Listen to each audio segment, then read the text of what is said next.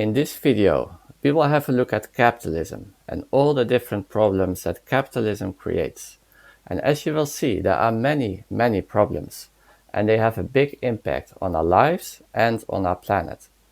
But first, what is the defining feature of capitalism?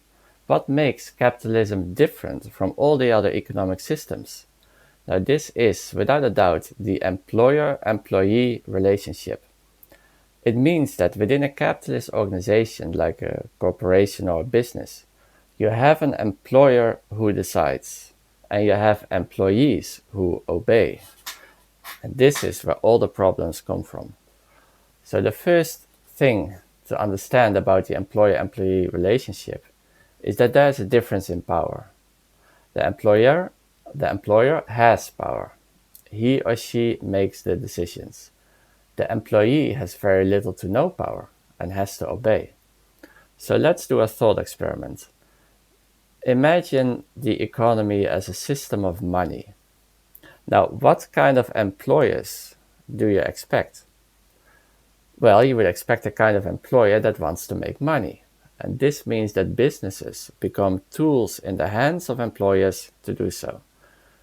And because employers decide how to share that money, you would expect in a capitalist system to find that the employers end up with much more money than the average employee.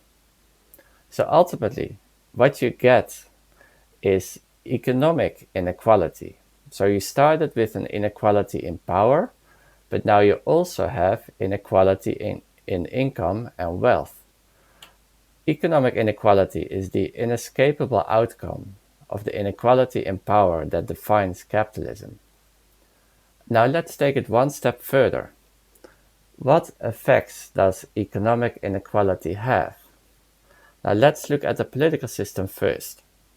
Aristotle, an ancient Greek philosopher, he already understood that in a society where you have great economic inequality, you cannot have meaningful political democracy. Now, Aristotle made the point that when you have two groups, one rich and one poor, that these groups will have different and conflicting interests. They simply want different things from their government, and this creates problems. The United States itself is a perfect example of what will happen. So employers and their friends who have a lot of money, they will use that money to buy influence in the political system. So, for example, the best predictor of who is going to win a presidential election in the United States is how much campaign money this person has. And this money, of course, comes overwhelmingly from the richest 1%. Policy, then, from the central government and the Senate will closely follow the wishes of this rich group. And this has been shown many times by research that policy follows the wishes of the top 1% and not so much the bottom 90% of Americans.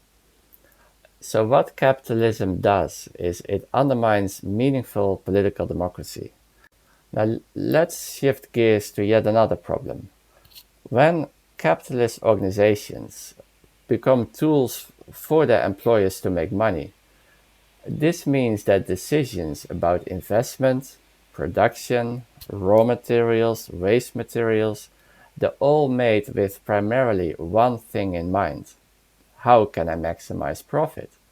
Now, given our human nature, it also means short-term profit. An employer wants to make money now, today, this year, and thinks less of what will happen in 10 or 20 years from now. So what would you expect when all these decisions are made with maximizing profits as their primary motivator? Well, the logical thing to expect is environmental destruction, pollution, and climate change. It's hard to imagine any other outcome. Now ask yourself, if the motivation is making money, do you expect capitalism to only produce products that people need? Inform people honestly about those products? Produce products that do not break and last a long time? what people need and what people want, that does motivate capitalist organizations. But as has been well understood for over 100 years, you can also create wants. You can create desires in people for things that they don't really need. So the reason why capitalism spends many billions of dollars each year on marketing and advertising is to convince people that they need and want the product, especially when that's actually not the case. We all know this from experience. Do you need a new iPhone every year or every 2 years? Do you need 6 pairs of shoes? Do you need a TV in every room in your house? No, we don't, but we are led to believe by capitalism that we do. This is also why capitalism will not inform you honestly about the product itself. In economics, you will actually learn that people are rational consumers who make a cost-benefit analysis before they buy anything. Now, this is nonsense.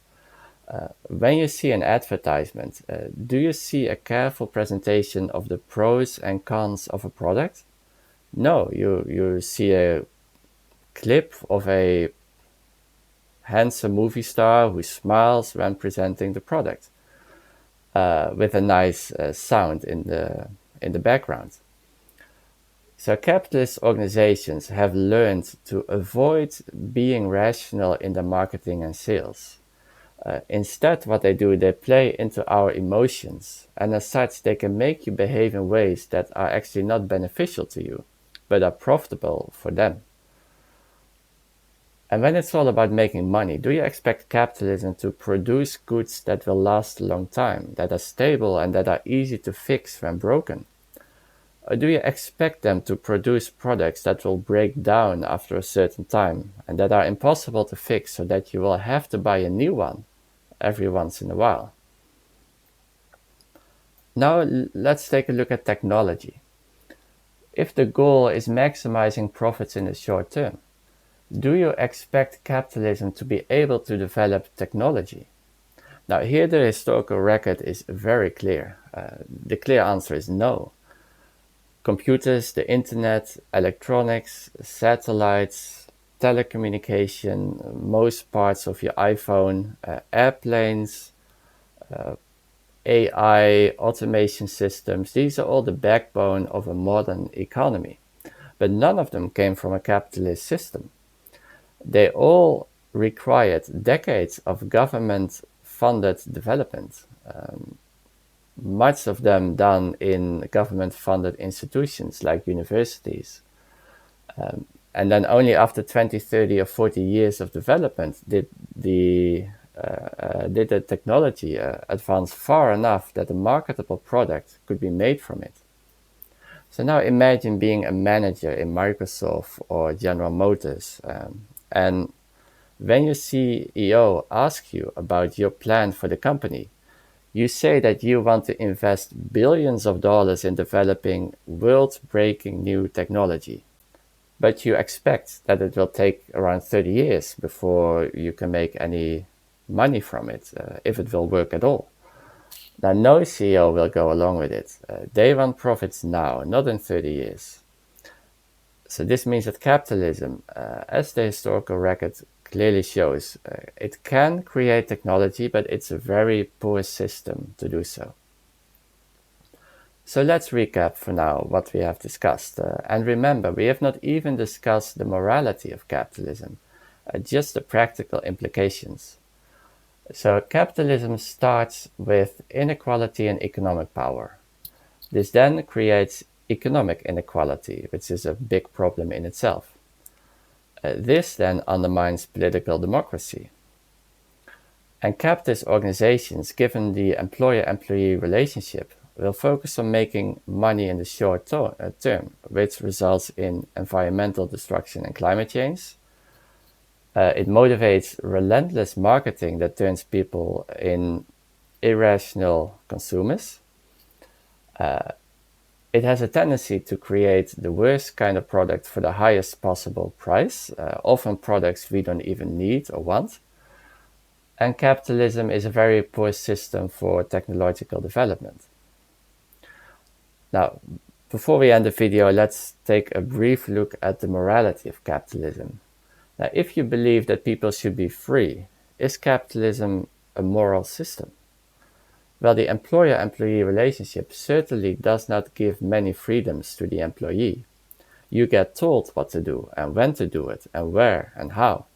And at the end of the day, the employer, not you, decides what he or she will do with the value that you created.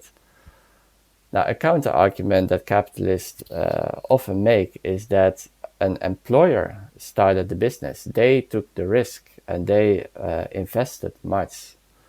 So this then justifies them having all the power. Well, this is exactly the same argument that slave owners used to make. They started the plantation, they took the risk, they made the initial investments, so they should have all the power. Do we accept that argument now? Also, it is interesting to note that we believe that in a political system, power should not be in the hands of a few people. Power will make them corrupt and will make them act in their own interest, not in the interest of the people at large. And besides, we're all members of our society, so should we all not have a say in the decisions that we make? It is fascinating to see that this is how we think when it comes to politics. And at the same time, we spend much of our lives working in capitalist organizations that violate all these principles, yet we accept it. So what do you think? Is capitalism a system that we should hold dear? Are there better alternatives? And if so, what are they?